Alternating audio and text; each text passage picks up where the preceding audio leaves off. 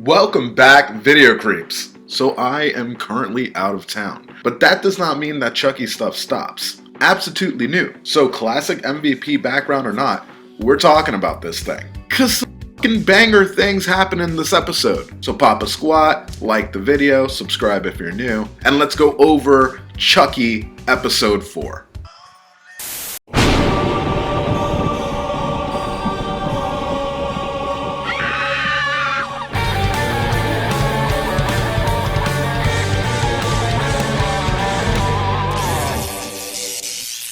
First and foremost, a quick reminder that this episode is brought to you by the Discord Monster Fam.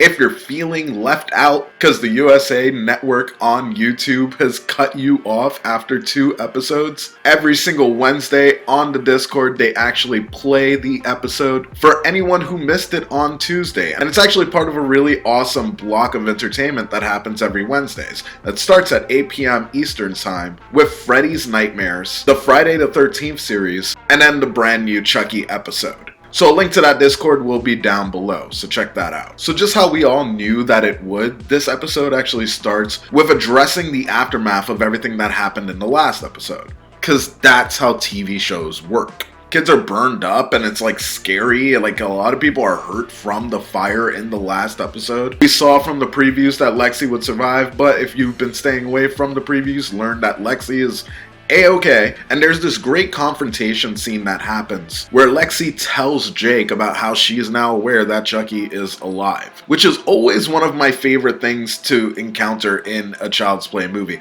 I always like the conversation between two people who are now aware that Chucky is sentient and alive. It's nice because as the audience, we're always aware of that fact, but it's always cool to see new people get clued in. And especially if it's two people who have a common goal against Chucky, that's always rad. In this episode, this little like detective family, they're like putting their nose to the fucking grindstone. I thought it was really interesting to see the detective mother asking Devin specifically about the Chucky doll, which tells me that she's starting to zero in on that. She's still suspicious of Jake, like big time, but she's starting to be a good detective and ask all the right questions. And yo, the apple does not fall far from the tree because now little Devin is starting to look into like Charles Lee Ray's past and shit. He's looking into good guys in the same way like in Curse of Chucky when we saw Nika looking up things about Andy Barclay. We now are in a new era of Chucky where like even newer generations now get to look up Nika Pierce. And everything that happened with that storyline, I really like that time is moving with Chucky and it's not going unnoticed or undocumented. So seeing new characters stumble into it is something that I really enjoy. Eventually Devin groups up with Lexi and Jake, which finally, man, like I need Jake to have this strong alliance of people with him. It's been 3 episodes of let's just shit all over Jake, and it's nice to see him actually bond to some people. One of which is Lexi, who like, we need to call her Complexy because she's just wonderful and layered and just becoming one of my favorite characters. I know so many of us wanted to see her get it, but the truth of the matter is with a character like that who creates so much interest, losing Lexi at this point would be a huge bummer. And I also think that it would be a misstep for the show itself. We do get to spend a little bit of time with Jake's family surrounding Junior's injuries, and we see this militant side of Devin Sawa that we've always known was there through previous episodes, but in this one it's actually kind of scary. Like Christ, with his brother and then him, like what was happening with that family? Like it seems screwy. I can't help but wonder if Jake is being targeted specifically because maybe there's something going on with those fathers. We keep looking at the aunt, but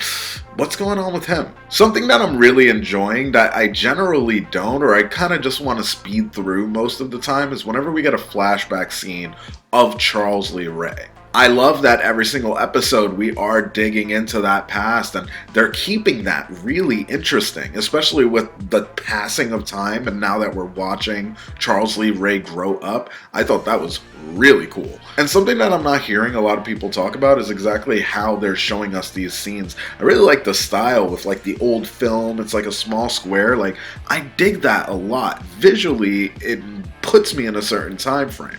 And I think that helps me play into the flashback scene thing.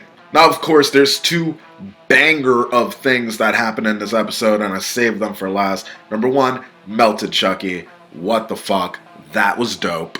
If you click through the playlist on my channel in the other Chucky review videos that I've done, I've spoken about how I miss just getting a mutilated Chucky. There's something about seeing a fucked up Chucky doll that just does it for me. I don't know what to say. So to almost get that call back and see Chucky all melted again, it just felt good. It was like chicken soup for the soul. And the scene that we see him in, where he's like looming over Jake, who now could potentially kill Lexi if he needed to, and he decides not to, but you have Chucky in the back just like trying to convince him to do it. Oh, that was great. I feel like every episode they kind of have this big tense scene that they work on, and for this episode that was the scene for me. Like, I was on the edge of my seat just like, is he gonna kill Lexi right now? Chucky's so menacing in this series, and I really love that, because there's this perfect balance going on where sometimes he's legitimately creepy, like in this scene, and sometimes he's really funny and chill. Chucky paralyzing that dude with the scalpel and then stabbing him a bunch of times with the needles, that was awesome. I'm starting to pick up that we're getting a one-person kill each episode, which I know might bug some, but when the kills are as innovative as they've been for every episode, I truly don't mind it, especially when the storyline that they're building up has been so good. Now, of course, the biggest shock of this episode actually takes place in a flashback scene. As they've been building up how Chucky has been enjoying kind of mentoring other killers, we see that Eddie Caputo from Child's Play 1, the original backstabber of Charles Lee Ray, is actually this kid who has a major connection to him. Literally kids who grew up together.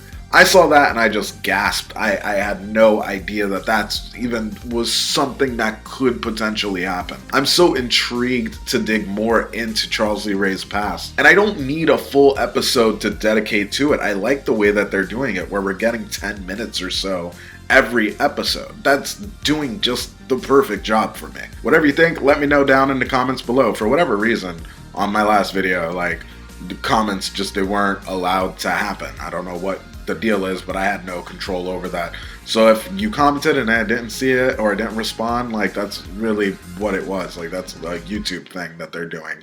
I don't understand it. Don't forget to like the video, subscribe if you're new, and if you dig my channel and want to support what I do, the link to my Patreon is down below. I will catch you guys on the next video. Peace, video creeps.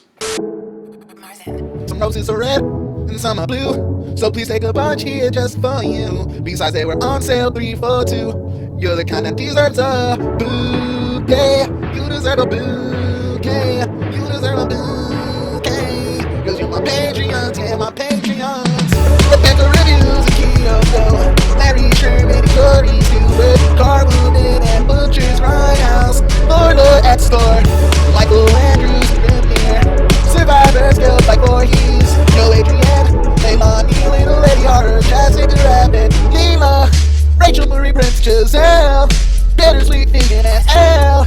How can I tell you thank you all for being my Patreon, yeah.